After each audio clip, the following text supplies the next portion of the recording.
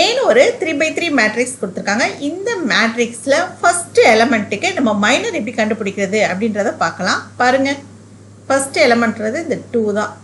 இது இருக்கக்கூடிய இந்த ரோவையும் அது இருக்கக்கூடிய அந்த காலமையும் நம்ம வந்து கேன்சல் பண்ணிடுறோம். அப்போ பேலன்ஸ் என்ன இருக்குது பாருங்கள், பேலன்ஸ் இருக்குது 4 1 7 2.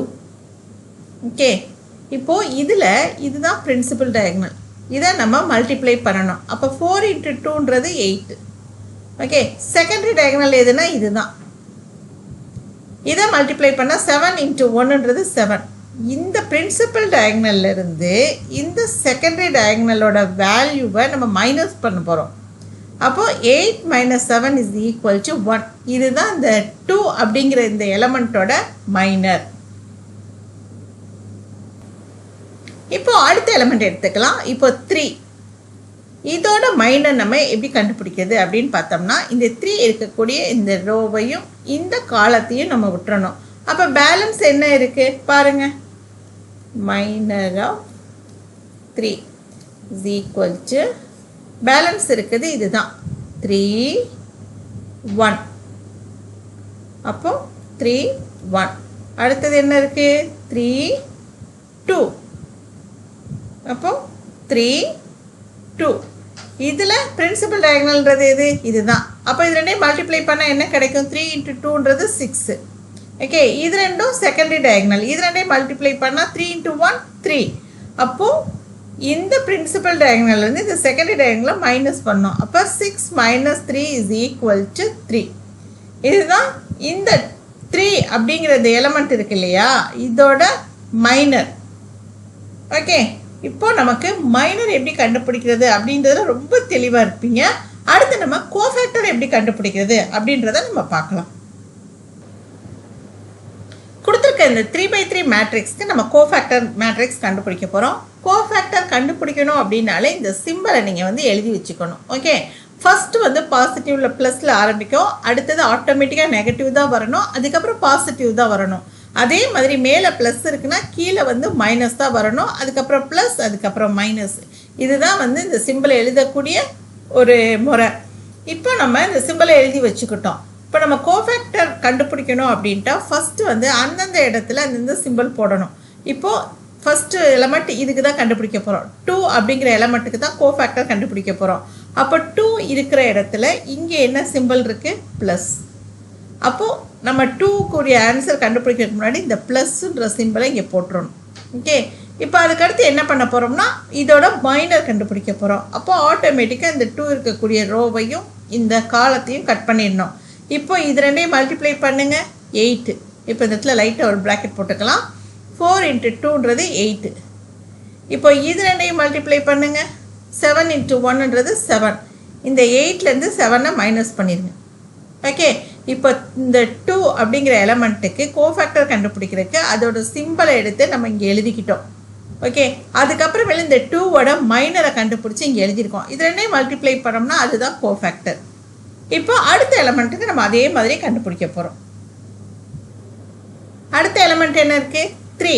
அப்போது இந்த 3ங்கிற எலமெண்ட்டுக்கு நம்ம கண்டுபிடிக்கணும்னா இந்த 3 இருக்கக்கூடிய இதே இடத்துல இங்கே என்ன சிம்பிள் இருக்குது, மைனஸ்.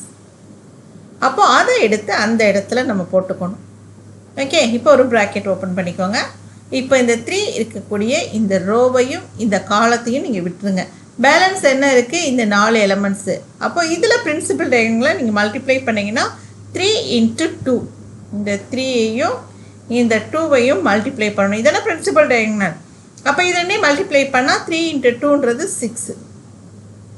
இதுதான் செகண்டரி டயக்னல். இந்த 3 × 1 இதை மல்டிப்ளை பண்ணிங்கன்னா 3. அப்போ 6 - 3. ஓகே, இப்போ அடுத்தது நம்ம கண்டுபிடிப்போம். இப்போ அடுத்ததுக்குரிய ஃபஸ்ட்டு எலமெண்ட்டு கண்டுபிடிச்சாச்சு, செகண்ட் எலமெண்ட் கண்டுபிடிச்சாச்சு, அடுத்து தேர்டு. அப்போ இந்த சிம்பிள் ப்ளஸ் அப்படிங்கிறத இந்த இடத்துல போட்டுக்கணும். ஓகே, இந்த எலமெண்ட் 1 அப்படிங்கிறத நான் வந்து மார்க் பண்ணியிருக்கேன். இது இருக்கக்கூடிய இந்த ரோவையும் அந்த காலத்தையும். ஓகே, இந்த ரோ 1 இருக்கக்கூடிய இந்த ரோவையும் இந்த காலத்தையும் நம்ம கேன்சல் பண்ணோம்னா பேலன்ஸ் இருக்குது இந்த 4 எலமெண்ட்ஸ் தான். இதில் பிரின்சிபல் டயக்னல்ன்றது இதுதான். ஓகே, 3 × 7ன்றது என்னது 21 மைனஸ் 3 into 4ன்றது 12.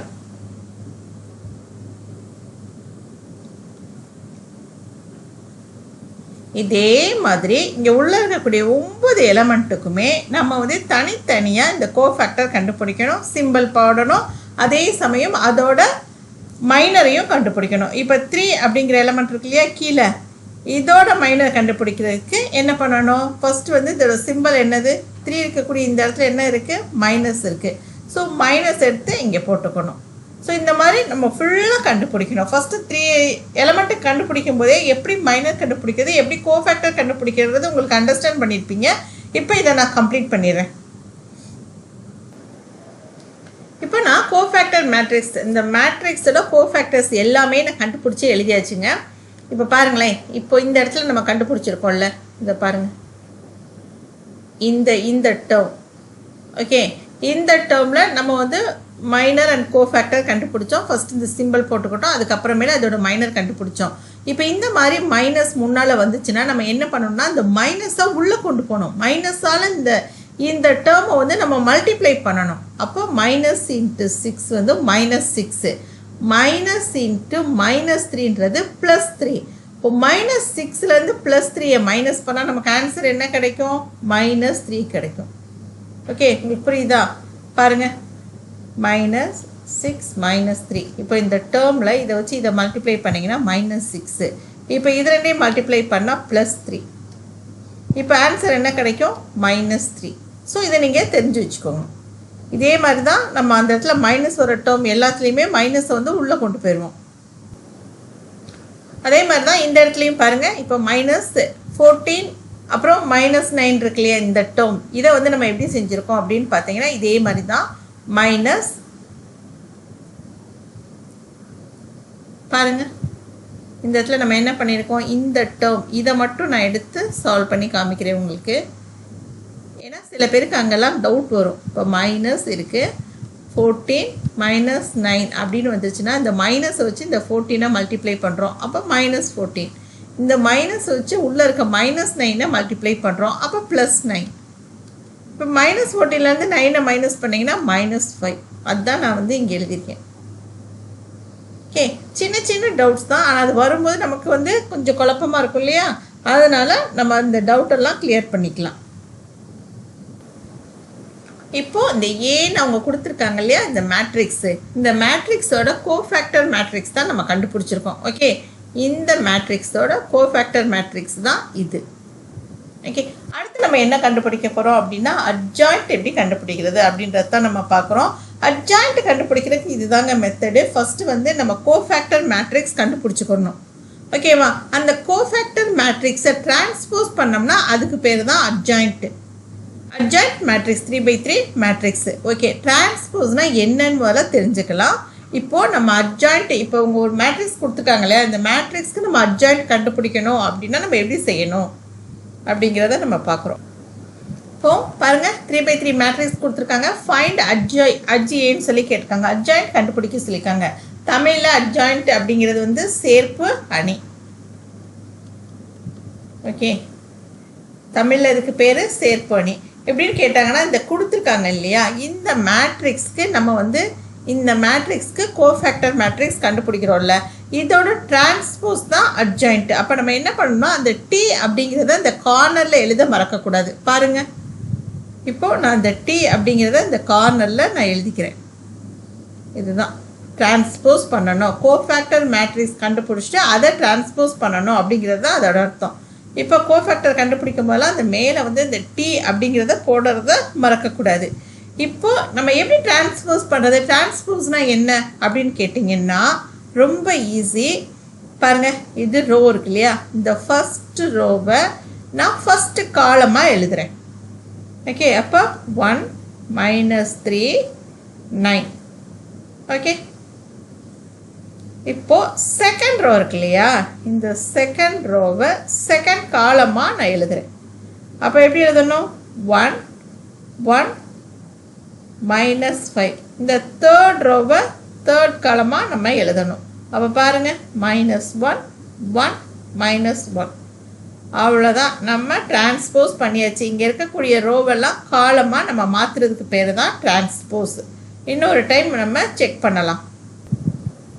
பாருங்கள், இந்த மேட்ரிக்ஸோட டிரான்ஸ்போஸ் தான் இந்த மேட்ரிக்ஸ். அப்போ நம்ம என்ன பண்ணியிருக்கோம், ஃபஸ்ட்டு ரோவை ஃபஸ்ட்டு காலமாக எழுதியிருக்கோம். பாருங்கள், 1 - 3 9. அது வந்து நம்ம காலமாக எப்படி எழுதியிருக்கோம், 1 - 3 9. ரெண்டாவது லைன் பாருங்கள், 1 1 - 5. ஸோ 1 1 - 5. இப்போ அடுத்தது பாருங்கள், லாஸ்ட் ரோ -1 1 -1. அதை லாஸ்ட்டு காலமாக எழுதியிருக்கேன். -1 1 -1. அவ்வளோதான். அதில் இருக்கக்கூடிய 3 ரோவையும் 3 காலமாக நம்ம மாற்றி எழுதுறதுக்கு பேர் தான் டிரான்ஸ்போஸ். இப்போ நம்ம ஃபைனலாக நமக்கு ஆன்சர் கிடச்சிருக்கு இல்லையா, இந்த மேட்ரிக்ஸ் ஃபைனலாக நமக்கு கிடைச்ச ஆன்சர் என்னது, இதுதான். இந்த கோஃபேக்டர் மேட்ரிக்ஸை டிரான்ஸ்போஸ் பண்ணும்போது நமக்கு என்ன கிடச்சிருக்கு, இந்த மேட்ரிக்ஸ் கிடச்சிருக்கு. இந்த மேட்ரிக்ஸ் தான் கொடுத்துருக்க இந்த ஏ அப்படிங்கிற இந்த மேட்ரிக்ஸோட அட்ஜாயிண்ட். அவ்வளோதான், ரொம்ப ஈஸி. ஃபஸ்ட்டு வந்து நம்ம மைனர் கண்டுபிடிக்க பழகணும், அதுக்கப்புறம் கோஃபேக்டர் கண்டுபிடிச்சோம். கோஃபேக்டர் கண்டுபிடிச்சி அதை சால்வ் பண்ணி நம்ம மேட்ரிக்ஸில் எழுதுகிறோம் இல்லையா, அதை வந்து நம்ம டிரான்ஸ்போஸ் பண்ணோம்னா அதுக்கு பேர் தான் அட்ஜாயிண்ட்டு. ஸோ 3/3 மேட்ரிக்ஸ்க்கு அட்ஜாயிண்ட் கண்டுபிடிக்கிறது ரொம்ப ஈஸி. இவ்வளோ தான் இந்த சம்.